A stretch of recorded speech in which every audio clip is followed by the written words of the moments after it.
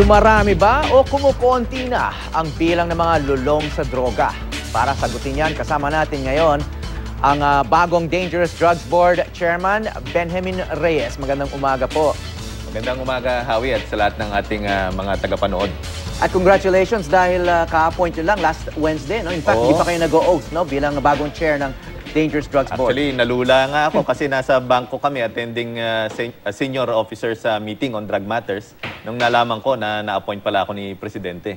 Okay, di naman kayo bago sa gobyerno at kahit dito sa Dangerous Drugs Board dahil na-promote kayo bilang chairman dahil galing kayo sa baba, no? Assistant Secretary and Deputy Executive Director. Oo. And before that, I used to be with the Department of Health. Ako yung program manager ng Dangerous Drug Abuse Prevention and Treatment Program.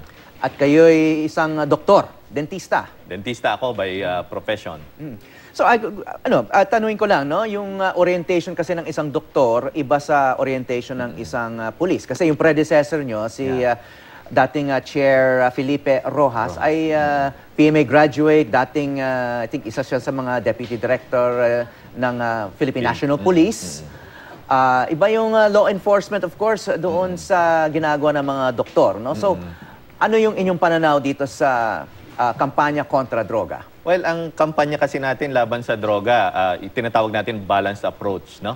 So talagang merong component yan na enforcement ang nagpapatupad at may component naman na kailangan demand reduction, yung tinatawag namin. Diyan pumapasok yung treatment, yung mga prevention, education, capacity building ng mga tauhan natin hanggang sa community level.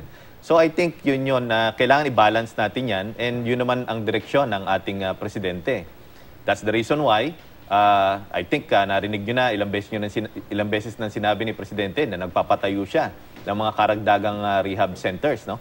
Kasi nga, base na rin dun sa unang tanong, Howie, talagang tumataas ang datos natin. Nagpapakita na talagang lumalaki yung problema natin sa droga. Okay, so ang pananaw nyo ay dapat nga maging balanse yung approach. Itong sinasabi nyo ang rehab versus law enforcement, o yung nakikita natin palagi sa balita. Ano ba yung mandato ng Dangerous Drugs Board? May impluensya ba yung boses nyo, yung pananaw ninyo dyan? Well, ang Dangerous Drugs Board, Howie, siya ang main policy-making body, no? Pagdating dito sa mga concerns on dangerous drugs. Of course, binubuo kami ng 17 mga ahensya na tumutulong, no? Kasama dyan ang enforcement sector, ang Philippine Drug Enforcement Agency, ang PNP, ang NBI. Now, of course, nandyan din ang Department of Health, DepEd. So sila yung mga nagpapatupad ng ating mga programa sa baba. No? So, both social development at the same time enforcement ang nangyayari sa ating mga programa. Kasi, despite the fact na, yun na nga, tinatawag natin na biopsychosocial problem itong drugs, no? So pinaghalong medical, behavioral. At the same time, pag masyado na kasing malala ang issue ng kinakalaban natin, nagiging security issue na rin siya, no? At na-undermine yung security din ng ating bansa. Okay, nabanggit mo yung rehab, no? Rehabilitation, and then yung law enforcement. Kasi lagi natin nababalitaan itong resulta ng law enforcement, no? Ang taas na ng bilang ng mga napapatay. Sino ba yung napapatay? Ano ba yung mga profile nila, no? We don't want to assume guilty, you know. We have may prinsipyo naman tayo na innocent until proven guilty, ano? Pero kasi may mga nababasa tayo sa social media na puro tulak lang naman mga yan, no? Pero may nagsasabi rin na lahat ng tulak ay user, karamihan daw ng user ay tulak. Matagal na kayo sa Dangerous Drugs Board. Ano ba yung profile ng mga gumagamit ng droga? Lahat ba ng user ay tulak din? Well, karamihan ng mga user, karamihan sa kanila, eventually, just to sustain yung habit, nagiging pusher, no? Pero hindi naman lahat din ganon. It's not true for everyone, no? So may mga cases na talagang user lang, may mga cases na pusher lang talaga, no? At yun yung sinasabi natin, and I think even ang pamunuan ng PNP agrees with us. That's the reason why hinihigpitan nila ngayon yung kanilang hanay, no? Para din na maiwasan yung mga ganyang pangyayari na nabanggit mo, Howie, no? Yung basta na lang nawawala, no?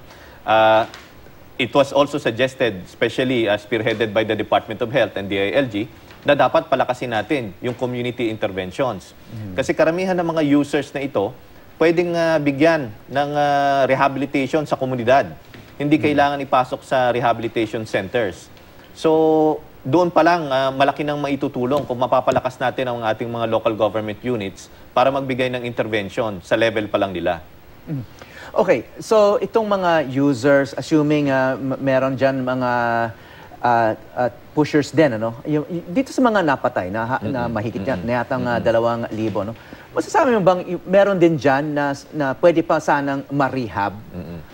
Well, in all honesty, I'm sure meron na pwede pa, may pag-asa pa. Marami tayong mga kaibigan, no, kakilala, na dating mga gumamit, no, na na-rehabilitate. Na-rehabilitate mga kings of industries na ngayon, no? Nagpapatakbo ng kanilang mga negosyo, successful. It's just that meron din kasing side naman na dapat natin tingnan. Ang addiction po kasi, may point of no return na tinatawag po natin, no? Especially pag ang individual, apektado na yung utak niya. No? Pag ganon, medyo mental health issue na yan at medyo irreversible na ang nangyayari. So as much as possible, sana wag natin paabutin sa ganong level. No? At pwede pa namang matugunan. So, simple drug use, pag alam nyo na yung mga kamag-anak nyo gumagamit, no? Dapat bigyan agad ng intervention. Wag na natin paabutin dun sa punto na malala na sila. Okay, gumawa po kami ng line graph ng datos on drug use sa ating bansa, no? Galing din sa pamahalaan, no? Itong datos na to ay mula taong 2002 hanggang 2015 at ito po yung resulta, no? Sana ay nakikita rin ng ating manonood yung mga taon na nandyan sa bottom, ano? Makikita natin na yung taong mga 2003 nag-spike, no? At ano po ito? Itong mga reported cases ng mga lulong sa droga ayon po doon sa nagpapa-admit sa mga rehab centers. Kasi wala naman yatang survey sa public, no? Kung sino-sino yung mga drug users at addicts. Kaya nakalagay dyan facility-based.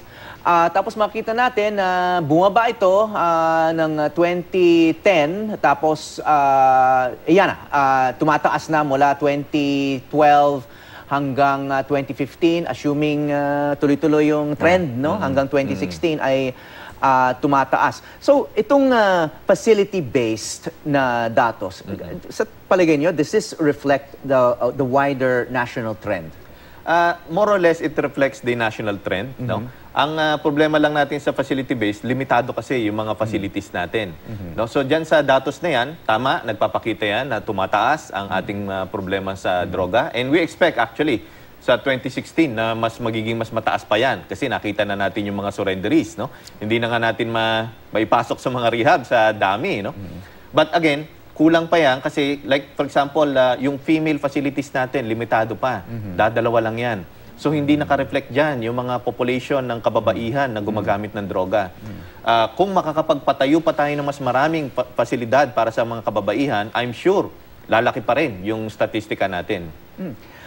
Okay, at pag sinabi mong kulang ang facilities, ang tinutukoy mo, government facilities lang o pati mga pribadong pasilidad? I think both private and government kailangan tugunan itong issue na ito. No? Even sa private facilities, wala tayong exclusive na female. Yung palang pinag-uusapan natin, female pa lang. Hindi pa natin pinag-uusapan yung breakdown sa age groups. No? Pero sa Bicutan Rehab Center, meron silang female... Nakaseparate. Actually, isa sila sa mga meron. The other one is in Eversley in Cebu. But that's it. No? Wala sa Bicol region, wala sa ibang region. So dadalawa lang yan sa buong Pilipinas may female. Sa private, usually mixed. No? But again, ang ina-advocate namin, mas maganda kung exclusive for females. Mas maganda yung programa nila. Okay, karamihan kasi ng private, of course may bayad yan. Yung government either subsidized or libre, depende yun sa income class. No? So dahil mas maraming ang itong rehab center na pribado, hindi kaya masasabi natin na yung karamihan nga itong mga admissions, itong mga cases, ay nasa at least middle class, yung mga nakaka-afford. Kaya medyo, baka misleading itong datos based on yung nagpapa-admit sa facilities. Kasi nakaka-afford naman, yung may kaya, di ba? Yung karamihan, lalo na yung mga nakikita natin sa balita na napapatay, nakatsinelas, mga pedicab driver. Hindi yan ang mga karaniwan nagpapa-admit sa mga rehab center, no? Tama ka, Howie. Actually, nagpapa-admit din naman sila, no? Kaya lang napupunta sila sa government facilities. And that's the reason why masyadong, yun nga, overflowing na yung mga government facilities natin at kulang na kulang. Dapat pa natin paramihin, ano? And at the same time, Yung sa private facilities, naglabas kami ng regulasyon na dapat 10% ng occupancy rate nila, ito yung nilalaan nila for indigent patients. Dapat yung mga pribadong rehab natin tumutulong din, no? At nag-a-admit ng mga indigent patients na tinatawag natin. Okay, may hinanda rin kaming graphic, no? Yung profile ng isang lulong sa droga sa Pilipinas. Yung average. Ito, again, galing sa Dangerous Drugs Board. I guess, facility-based din itong impormasyon na to. Yes. No? Oo. Yung nga sinasabi nyo, male to female ratio. Pero baka, yun nga, this is a function of availability ng space. Access, yeah. Oo. Kasi sabi nyo nga, kulang yung female facility. No? So, may 14:1. Ang average age is 31 years old. Yeah. Yun nga, the vast majority are males. Ang karamihan ay, 49% ay single. Ibig sabihin, marami rin. May mga pamilya at may mga asawa. Ang mahigit kalahati ay unemployed at meron din mga college graduate na more than 1/4. No? And then, ang average na buwanang kita ay over 10,000 pesos. At nakatira sa NCR ang karamihan. Kasi, of course, Bikutan na sa NCR yan. That's the biggest facility. So, as I said, no, hindi ito yung, baka hindi naman ito masyadong reflective ng national situation. Actually, Howie, tama ka kasi ang addiction, tinatamaan niya lahat eh. Lahat, no? Mayaman, mahirap, from bata, tumatanda. Would you believe, may mga pasyente kami as young as 6 years old. No? And then as old as 69 years old. Okay, ano naman paano naman nalululong sa droga ang isang 6 years old? Well, ito yung mga gumagamit ng toluene-based inhalants. Ito yung mga rugby boys na tinatawag natin. Ano? And unfortunately, ginagamit nila yon para makalimot sa gutom, no? Para yung mga kasama nila, pakikisama sa mga barkada.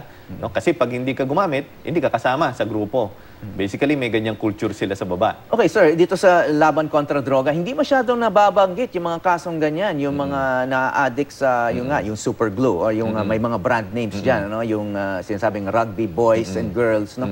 Nakikita natin yan sa lansangan. They're quite, in fact, they're more visible than most other addicts. Yung mga shabu addict, hindi yan nagpapakita sa lansangan, pero ako nakikita ko yun sa sidewalk, no? Bakit hindi yan masyadong nababanggit ng Pangulo? Actually, previously, consistent third reason for use yung ating inhalants. No? Now, previously, nawala kasi pinasukan tayo ng cocaine. No? Cocaine ang number 3 both sa survey as well as sa facility-based data. But tinutugunan sila ng DSWD. Usually, pag mga minors, talagang may mga pasilidad tayo dyan na dapat nakaseparate kasi sila eh. Ito nga yung sinasabi ko, even by age group, dapat iba yung programa nila. No? So, I think ang makakabigay sa atin ng data niyan is yung ating DSWD. Hindi naman natin tinatanggi na meron pa rin, issue pa rin siya at available pa rin, nakikita pa rin natin. Kailangan lang paigtingin yung kampanya natin against that. Okay, nabanggit nyo na yung isang priority ay kailangan magpagawa ng mga panibagong rehab center, no? Kasi over 600,000 na yung sinasabing surrenderers. No? Hindi naman lahat yan siguro kailangan pumasok sa isang facility kasi sabi nyo nga, kailangan yung iba baka kaya na ng komunidad, yung iba naman siguro, baka user lang, hindi naman addict. Tama, Javi. Inaayos namin ngayon yung sistema. No? There are levels kasi. Actually, doon sa sinasabi nating ang latest 2015 survey, 1.8 million users. No? Out of that 1.8 million, usually 0.6% lang dyan ang kailangan mong ipasok sa inpatient treatment and rehab. No? The rest, pwede sa outpatient, pwede sa community, pwedeng community-based na tinatawag natin. So inaayos ngayon natin, pinapalakas natin yung kakayahan ng mga local government units na dapat at their level, sa mga centers, Howie, dapat pwedeng pumunta dyan yung mga nagsisimula palang gumamit at mabigyan agad ng mga interventions. Hindi kailangan umabot sila na kailangan ipasok na sila sa rehab. No? Maliit lang talaga yung percentage na kailangan ipasok sa rehab. Okay, itong ideya ni Congressman Arnie Teves, no? Na dating addict, umamin na doon sa kanyang privilege speech na dati siyang addict, ngayon na congressman na siya. Ang yung suggestion niya ay gamitin yung mga public high schools bilang mga after-school rehab center dahil sobra-sobra na raw yung nagsasurrender. Hindi na raw makakahabol ang gobyerno. Ano na yung gagawin dito sa over 600,000 kundi kung walang agad na solusyon? Actually, magandang ehemplo yan, Howie, yung suggestion ni Congressman, ng isang community-based program. No? Hindi lang actually dapat ilimit natin sa mga eskwelahan. No? Pwedeng gamitin din yung mga government facilities, after Barangay office hours, halls. barangay halls. No? Pwedeng mag-provide ng interventions. I agree. We agree with the suggestion ni Congressman. Kailangan lang, siguraduhin natin na yung magbibigay ng intervention, tama din yung kanilang kakayahan. Kailangan i-capacitate natin sila. May bilang ba kayo? Minsan may mga nagtatanong kung ilan na ba talaga ang addict? Ganun na ba kalaki yung problema? And then yun nga, user versus addict. May mga datos pa ukol dyan. Ang latest natin is yung 2015 survey na nagpapakita 1.8 million. No? At the same time, may datos din na ginawa ang Philippine Drug Enforcement Agency na lumalabas more or less 3 million na yan. No? And if you look at yung mga lifetime prevalence rates, no? It can go as high as 4M pa nga lumalabas, no? Doon sa lifetime prevalence rates. And so, tinitingnan natin, binavalidate natin yan using all available data, including enforcement data, no? Including yung mga development data natin. But one thing is for sure, talagang mataas ang problema natin ngayon sa droga. Kasi yung nabanggit na figure ni Pangulong Duterte recently, yung 3.7 million. So, that's in the neighborhood ng sinasabi nyo.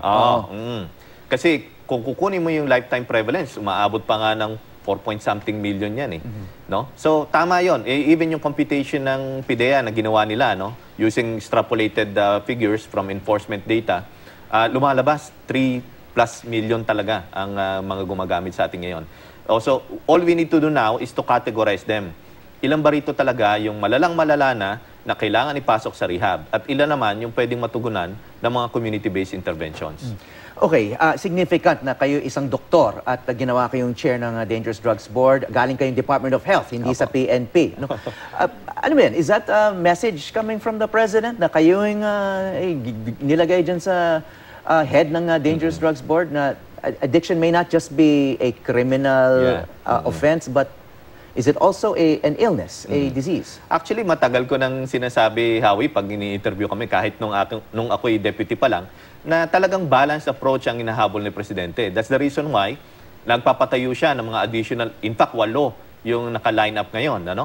8 ipatatayo ng apat ipatatayo ng DILG, 4 ipatatayo ng Department of Health. So you can see the focus of the President na talagang gusto niyang matugunan, na gusto niyang bigyan ng treatment itong mga users natin. That's the reason why nagpatayo siya ng rehab sa Davao. So addiction is a disease? It's a disease, it's a behavioral issue, no? Yun nga, sabi ko, combination yan. Combination.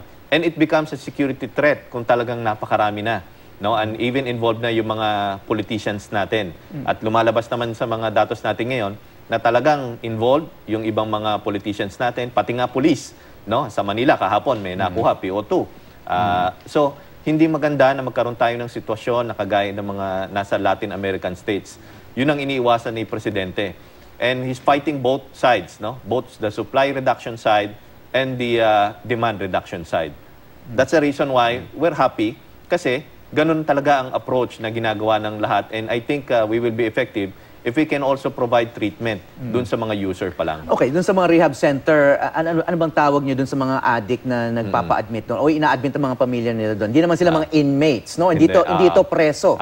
Are they patients? Actually, clients ginagamit, patients ginagamit. Those are 2 acceptable terms. Kasi ang addiction, in your view, is an illness. Yeah, which can be treated. Okay. Okay, itong matrix na inilalabas, saka ang mga drug list, galing din ba yan sa Dangerous Drugs Board? Dumadaan ba sa inyo yung mga ganyan datos? Actually, narinig na namin yung mga listahan na yan. No? Time pa ni General Santiago, nakasama din naman namin. No? Of course, kailangan i-validate mo yan. May mga security processes na kailangan tignan. And si President lang ang pwedeng magbunyag ng mga ganyang listahan. Okay, maraming salamat sa inyong panahon at ang inyong pananaw. Dangerous Drugs Board Chairman Benjamin Reyes. Salamat, Howie.